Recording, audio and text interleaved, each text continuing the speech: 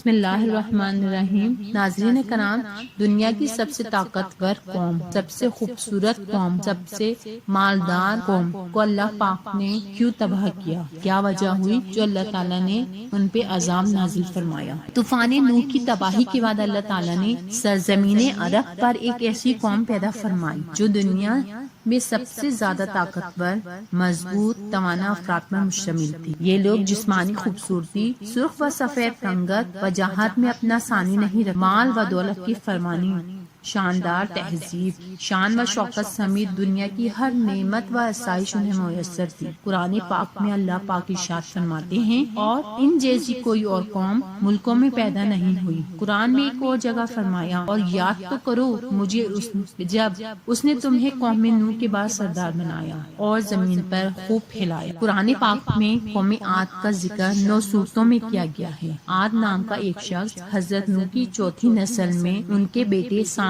کی اولاد میں سے تھا، چنانچہ اس کی پوری قوم عاد کے نام سے مشہور ہوئی۔ وہ عربی تھے جو بہت لمبے اور مضبوط ستونوں پر قائم کردہ عالیشان محلات میں رہا کرتے تھے۔ قرآن کریم نے انہیں ارم ذات العماد یعنی ستونوں والے کے نام سے یاد کیا ہے۔ ارم ان کا بہت خوبصورت شہر تھا۔ یہ وہ علاقہ عمان کا حصہ تھا۔ بحرہ عرب اور بحرہ احمر کے درمیان عمان، بحرین اور مغرب یمن تک ایک وسیع صحرا ہے جسے صحرائے الاحقاف کہتے ہیں۔ یہ دنیا کے عظیم صحراؤں میں سے ایک ہے۔ اس صحرا میں سفید اور باریک ریت کے ہزاروں فٹ اونچے پہاڑ نما ٹیلے ہیں جہاں کوئی بھی چیز پھینکی جائے تو منٹوں میں غائب ہو جاتی ہے۔ کسی زمانے میں یہ دنیا کا سرسبز و شاداب علاقہ تھا اور وہاں قوم عاد آباد تھی۔ آج یہ بھیانک صحرا اللہ تعالیٰ کی کھلی نشانیوں میں سے ایک ہے اور اہل زمین کے لیے جائے عبرت ہے۔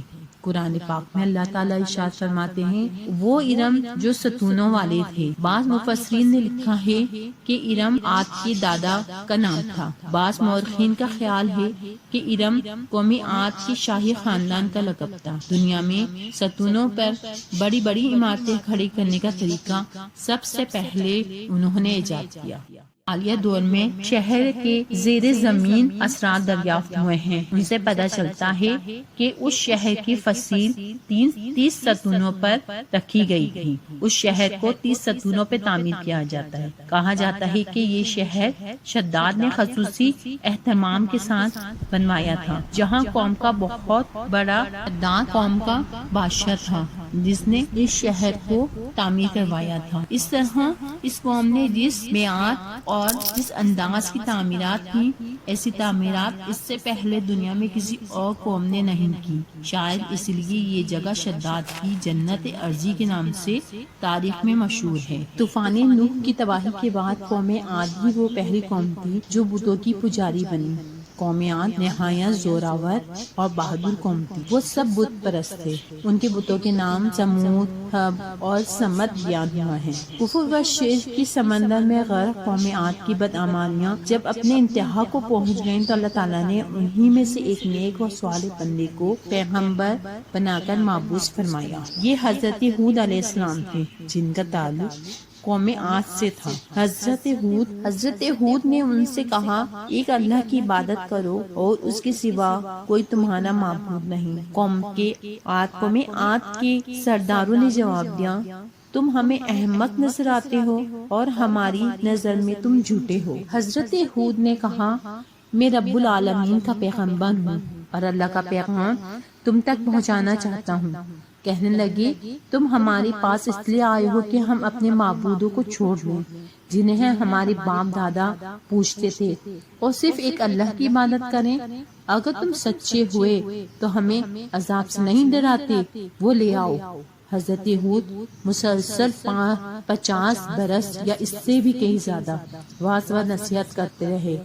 کبھی انہیں اللہ کی دی ہوئی نعمتوں کا ذکر کرتے تو کبھی طوفان نوح کی ہولناکیوں کا ذکر کرتے، لیکن وہ غرور و تکبر میں اندھے تھے، بہرے تھے۔ انہیں اپنی طاقت پر بڑا گھمنڈ تھا۔ بالآخر وہ لمحہ بھی آ گیا۔ حضرت ہود علیہ السلام نے بارگاہ الہی میں دعا فرمائی، اے پروردگار، انہوں نے مجھے جھوٹا کہا ہے، اب تو میری مدد فرمایا۔ اللہ پاک نے، اے نبی، یہ تھوڑے ہی عرصے میں پچھتائیں گے۔ قوم عاد پر عذاب کی ابتدا ہو گئی۔ بادلوں کے فرشتوں کو حکم ہوا اب بارش نہ برسائی جائے۔ چشموں کے فرشتوں کو حکم ملا ان کے چشمے اور آبشاروں کو خشک کر دو۔ دیکھتے ہی دیکھتے شادابی ویرانی میں بدلنے لگی، مویشی مرنے لگے، پھل اناج ناپید ہو گیا، پوری قوم خوش سالی کا شکار ہو گئی۔ مسلسل 3 سال تک چلتا رہا۔ نبی سے قوم کی پریشانی نہ دیکھی جاتی، وہ مسلسل واعظ و نصیحت کرتے رہتے، لیکن قوم باز نہ آتی۔ وہ توبہ کی تلقین کرتے اور کہتے تم توبہ کرو، اللہ تعالیٰ آسمان سے مینا برسائے گا، لیکن وہ کہتے ہم تو نہیں سمجھتے کہ ہم جھوٹے ہیں، ہم غلط ہیں، ہم اپنے معبودوں کو چھوڑنے والے نہیں اور تم پر ایمان لانے والے بھی نہیں۔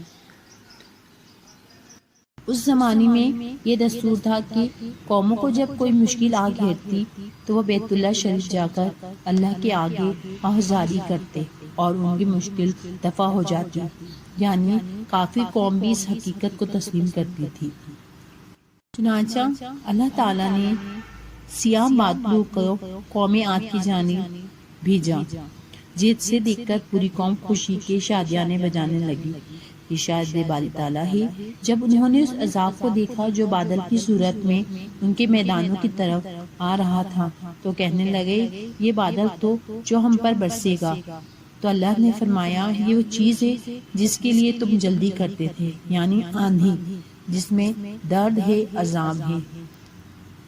تیز آندھی نے قوم عاد کا ستیہ ناش کر دیا۔ اللہ نے یہ عذاب 7 رات اور 8 دنوں تک مسلسل جاری رکھا۔ آندھی نے کسی جان دار کو زندہ نہیں چھوڑا، غاروں، پہاڑوں، گھروں، محلات، حتیٰ کہ جہاں کوئی چھپا ہوتا اسے فنا کر ڈالا۔ آندھی سے قوم عاد ہلاک ہو گئی۔ اللہ نے صرف انگوٹھی جتنی جگہ سے ہوا کو بھیجا تھا۔